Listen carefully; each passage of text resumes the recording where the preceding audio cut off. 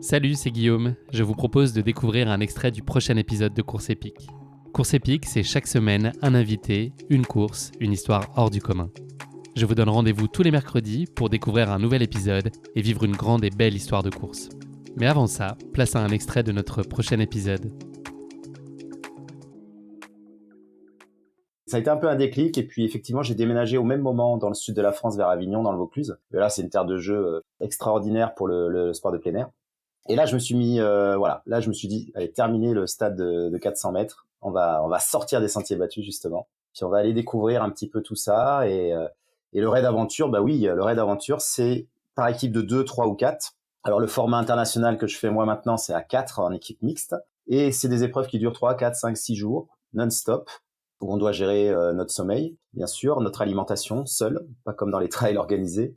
Et on enchaîne différentes activités, essentiellement donc kayak, course à pied, trekking et VTT. Et après, il y a d'autres activités annexes qui arrivent. Et le tout en orientation, c'est-à-dire qu'il n'y a rien de balisé, on a nos cartes, pas de GPS, rien. On a des cartes à l'ancienne, IGN ou autres, et on doit trouver des points de passage et effectuer le parcours imposé le plus vite possible. C'est passionnant. Je vais te demander de revenir très brièvement, en quelques phrases, sur les moments forts de tes différents raids d'aventure. Est-ce que tu pourrais me dire celui qui a été jusqu'à maintenant pour toi le plus surprenant, le plus inattendu ? Tu as déjà été déstabilisé par une situation ou un contexte très inhabituel ? Surpris, déstabilisé, oui. Je me souviens en 2013, on va en Afrique du Sud pour un de nos premiers grands raids à l'étranger.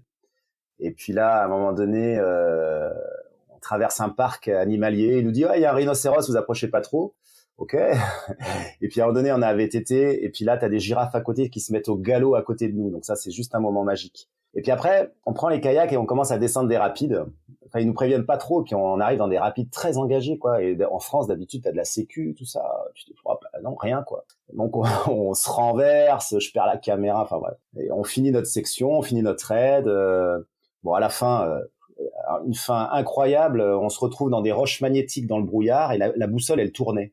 La boussole, elle tournait, donc on est dans le brouillard, on n'a plus de boussole, plus rien. Donc on se met à 4 dans une tente pour une personne sur le flanc, là, et puis on dort 2-3 heures en attendant le lever du jour.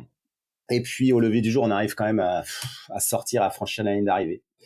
Un raid incroyable où à un moment donné, on est aussi le long d'un feu de brousse, où t'as juste un Africain là qui est là à côté pour gérer un peu le feu de brousse. Et puis remise de récompense, et là tu te dis, avant tu discutes, tu dis quand il n'y avait pas de sécu en kayak, ça c'est bizarre, machin. Et là, l'organisateur, il fait lever tout le monde et il remercie Dieu. Il remercie Dieu d'avoir assuré la sécurité du raid, quoi. Et là, toi, Français, tu regardes ça. Sympa comme bénévole, Dieu, c'est pratique. Ouais, le gars, en fait, ça coûte pas cher, hein. Donc, on remercie, tout le monde se fait la prière pour remercier Dieu d'avoir veillé à la sécurité de tous les concurrents. On est tous entiers, vivants, machin. Il aurait pu vous ouvrir la rivière en même temps, en tant qu'être là. Tu vas faire comme Moïse. Donc, tu vois, des fois, la culture, c'est assez fou, quoi. Là, sur le Thor des Géants, des Glaciers, pardon, on a des passages pas sécurisés en via ferrata. En France, mais jamais tu peux faire une organisation comme ça. Il faut 3 BE, l'entrée, la sortie. Enfin, moi, je suis organisateur, je le sais, c'est super compliqué.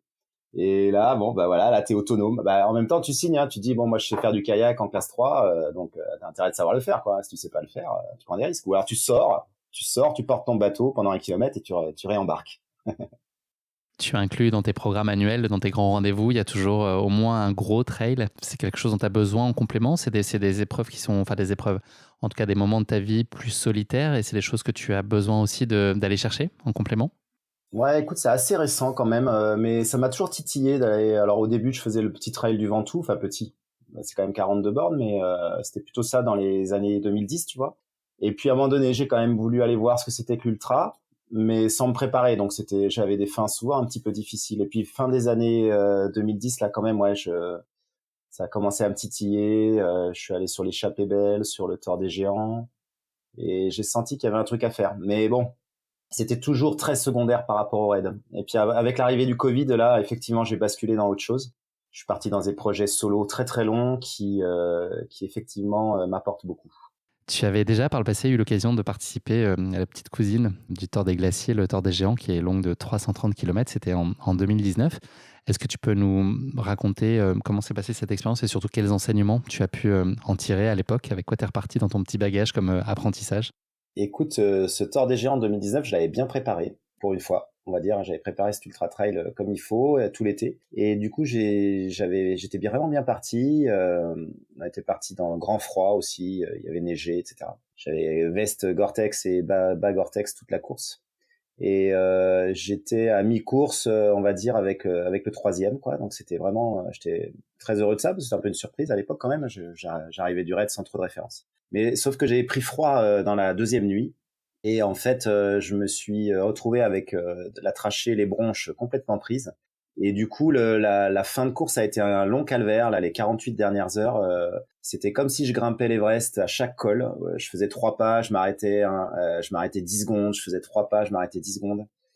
Et j'avais été où voilà, j'ai jamais abandonné de course, donc là encore une fois, j'ai été au bout, quoi. Je voulais vraiment la finir, cette course. Donc je l'ai finie en perdant beaucoup de temps et beaucoup de place, mais c'était pas grave. Mon idée, c'était d'aller au bout de la course. Et donc je m'étais dit que j'allais revenir sur cette course, quoi. Et puis comme je l'avais fini, j'avais la possibilité de revenir du coup sur le Thor des Glaciers. Comme c'était Tu t'es pas posé la question longtemps? Je me suis pas posé la question longtemps. Le Thor des Géants, si tu veux, le parcours est sympa, mais il redescend quand même pas mal en fond de vallée, où il y a des parties courantes qui sont pas trop dans mes qualités. Donc je me suis dit, le Thor des Glaciers, là, 450 dans les cimes, avec très peu de redescente dans les vallées, ça va juste être magique, quoi. Donc voilà. Du coup, comme il y avait des projets de raid aventure en septembre-octobre, jusque-là, je l'avais pas fait, mais là cette année, j'avais coché. Et avec Sandrine avait coché le Thor des Géants, moi le Thor des Glaciers. Puis du coup, on s'est dit, allez, on fait l'impasse sur les championnats du monde de raid et on va en Italie, on va en Val d'Aoste.